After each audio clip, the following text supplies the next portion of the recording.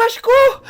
Hala! Di na naman gumagana tong cellphone ko. Kakainis naman. Ayan, di kasi iniingatan kaya nasisira. May kakilala kong gumagawa ng phone best. Gusto mo? Libre lang. Libre? O sige. Pwede ba? Ginagamit ko kasi ito pang school eh. Oo, best ako bahala. Bukas okay na yan. Tiwala ka sa akin. The best ka talaga. Ito, ingatan mo yan na. Best! Charan! Okay na. Sabi ko naman sa'yo, maayos to eh. Wow, totoo nga. Naayos nga. May magagamit na naman ako.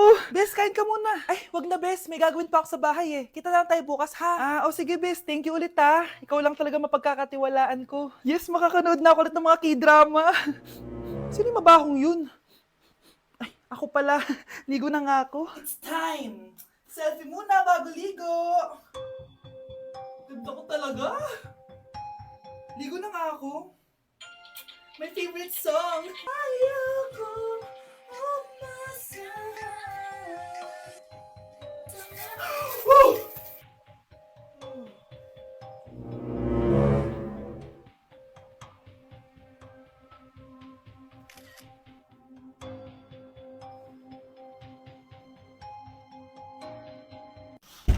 Bruno, alis lang ako ah. Ikaw muna magbantay ng bahay ah. Bye.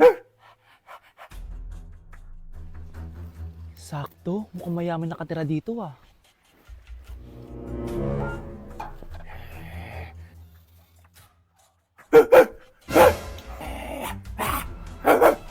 Ano ba naman tong asong to? Doon na!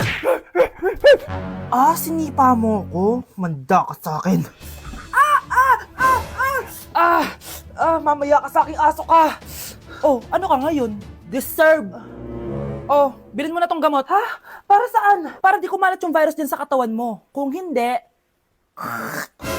Magkano ba yan? Mura lang. 1,000. Ang mahal naman!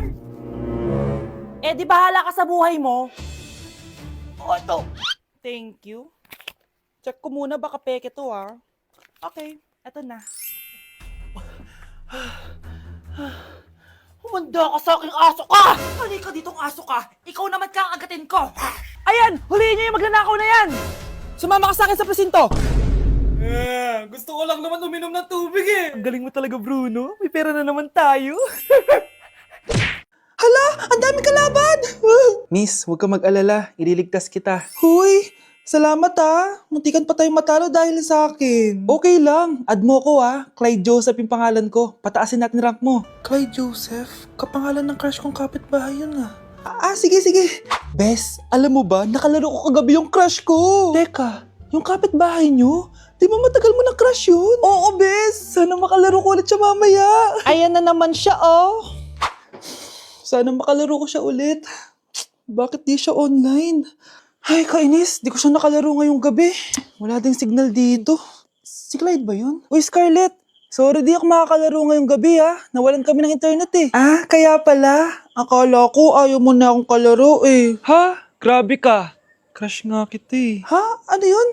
Ay, oo nga pala. Magpa-install na kayo ng Vida Fiber. Sure na smooth ang laro natin kasi up to 75 Mbps ang speeds nito. Huwag kang magugulat kapag sinabi kong 888 pesos lang per month to ha. May setup fee pero carry lang kasi up to 8 gadgets ang pwede mag-connect. Hala, thank you ah. Galing mo talaga. Kaya crush kita eh. Kaya crush kita eh. Kaya crush kita eh. Kaya crush kita eh.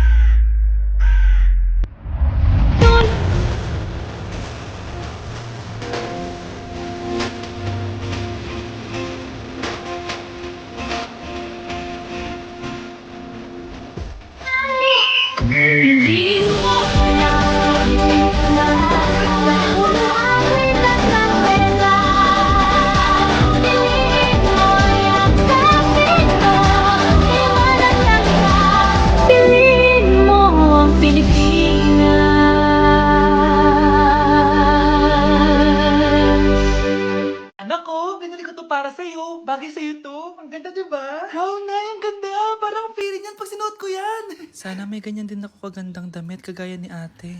Ayan, marunong ka na magdilig, anak. Ang dali lang pala nito, Nay. I love you, anak. Mahal din kita, Nay.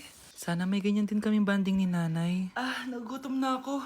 Nay, may ulam pa? Ay, sorry anak. Kinain na kasi ng ate mo yung ulam eh. Sige Nay, hindi na po pala ako gutom. Sana pinagtitira din ako ni nanay ng ulam. Alam mo, Bes, favorite talaga ng nanay ko yung ate ko. Feel ko tuloy, ampun lang ako. Bes, what if hanapin mo yung birth certificate mo? Malay mo, ampun ka lang talaga. Asan yung birth certificate ko? Kay ate to May stage 4 cancer si ate. Oo anak, may cancer ang ate mo. Anay! Kaya palagi nasa ate mo yung attention ko kasi ine-enjoy ko lang lahat ng oras na nabubuhay pa siya. Nay, sorry kung nagduda ako kung anak mo ba talaga ako. Ngayon, alam mo na anak. Ano, Nay? May cancer ako? Kailan niyo ba lang sabihin sa akin to, ha? Anak! Kaya di ko sinasabi sa iyo kasi baka di mo kayanin. May cancer ako. Anak! Ate! Hindi na kailangan magsuot ng face mask. Hindi na kailangan magsuot ng mask? Talaga, Nay? Hay! Salamat wala ng mask! Ibalik mo yan! Ibalik mo yan! Ang baho ng hininga mo! Grabe naman kayo, Nay! Grabe! Kailan pa yung last toothbrush mo? Last toothbrush? Bago pa mag-pandemic. Bago mag-pandemic? Nakikita mo to? Libre lang gumamit dito. Toothbrush din, be. A few moments later. Oh, saan ka pupunta? Anay, makikipag-date lang ako sa jowa ko. Makikipag-date? Hindi na kailangan ng mask, tanggalin mo na yan. Pwede nang tanggalin yung face mask? Kasarap sa feeling. May sakit ka ba, anak? Baka ma-turn off sa'yo yung karit mo. Hi, babe. Excited na ako kasi first time natin magde-date. Excited na rin ako, babe. Pero tanggalin mo rin yung mask mo. Hi, babe. Uwi na ako. Biglang sumakit yung tiyan ko. Oh, nandito pala yung anak mong pangit kapag tinanggal ang mask. Anong sabi mo? Anak, asin mo nga yung mask mo? Yo no soy envidioso, tu bizcochito, pero tengo todo lo que tiene delito. Que me pongan en... Ikaw nga, alisin mo yung mask mo? Tang-inang mukha yan! Malis ka na nga dito! Makapanglait, kala mong ganda eh, no? Kaya hindi umuunlad ang Pilipinas dahil kinukurakot nyo. Mahiya naman kayo! Don't stop shaming them. Deserve nila yan. Mainit ang mata sa atin ng mga tao. Kaya siguraduhin nyo na magmumukha tayong malinis, ha? Dad! Alam na nilang lahat! Nadidepress na ako! Binabash nila ako sa social media. Tapos kanina sa school, binubuli nila ako. Nasisira image ko. Ayusin mo to, Dad! Gumagawa na ako ng paraan, anak. Pero sa ngayon, kailangan ko muna kayo palipad sa Amerika para safe kayo. Okay, Dad. I'm calm. Bigyan mo ako ng 10 million pang shopping ko doon, ha? May mga mag-iimbestiga dito. Kaya lahat ng mga luxury cars namin, itago nyo muna. Hindi nila pwede makita yung mga yun. Base sa report na binigay sa akin, may ghost project daw kayo. Totoo ba yun? Wow! It's a yes or no question. Bakit di ka makasagot? Your Honor, kakusapin ko po muna yung lawyer ko. Ang kakapal nyo. Halata naman sa mga kilos nyo na guilty kayo. Kamusta na kaya sila, Mom and Dad? Sana okay lang sila. Nawala sa garahe ang 10 sa 12 luxury cars. Pati mga sasakyan tumakas na. Hindi kami papayag na hindi kayo mananagot. Hindi kami mananahimik sa issue na to. Malapit na dumating si Nanay! Kyle! Maglinis ka na ng bahay! Naglinis na ako kanina! Ikaw naman! Ang tamad-tamad mo! Pag di ka naglinis, isusumbong kita kay Nanay! Di ba ninakaw mo yung 100 sa wallet niya? Eto na! Maglilinis na! A few moments later.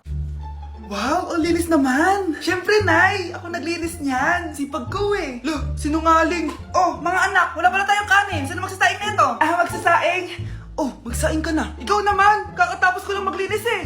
Isusumbong kita kay Nanay! Sige na! Sumbongera ka talaga, no? Nay! Si Kyle daw po yung magsasaing! Oh, magsaing ka na, Kyle! Yan na! Nagsaing na ako Mga anak! Wala na pala tayong ulamin! Sino bibili sa tindahan? Siyempre si Kyle, Nay! Ako na naman! Napakatamad mo talaga!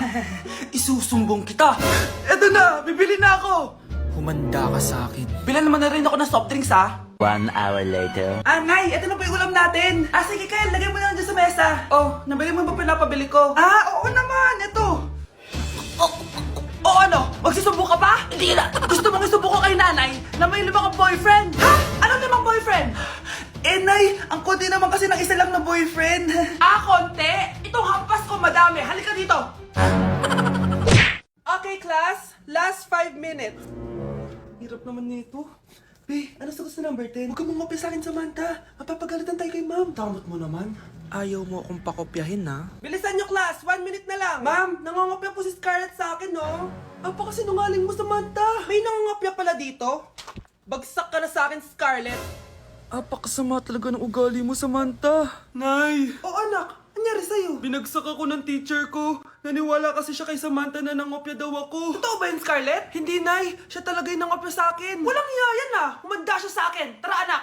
A few moments later. Ma'am, bakit niyo po kami pinatawag dito? Eh, kasi ang anak mo, sinungaling. Siya naman talaga yung nangopya kay Scarlett eh. Hindi po totoo yan. Para malaman natin kung sino nagsasabi ng totoo sa inyong dalawa, mag-quiz na lang kayo ulit. Patay ako nito. Humanda ka ng mapahiya, Samantha. Okay, time's up. Pass your papers. Scarlett, naka-perfect ka. Yes, talino talaga ng anak ko. Samantha, wala kang tamang sagot. Ikaw talaga ang totoong nangongopya. Nakakahiya ka, Samantha. Humanda ka sa akin sa bahay. Tara! Huwag po!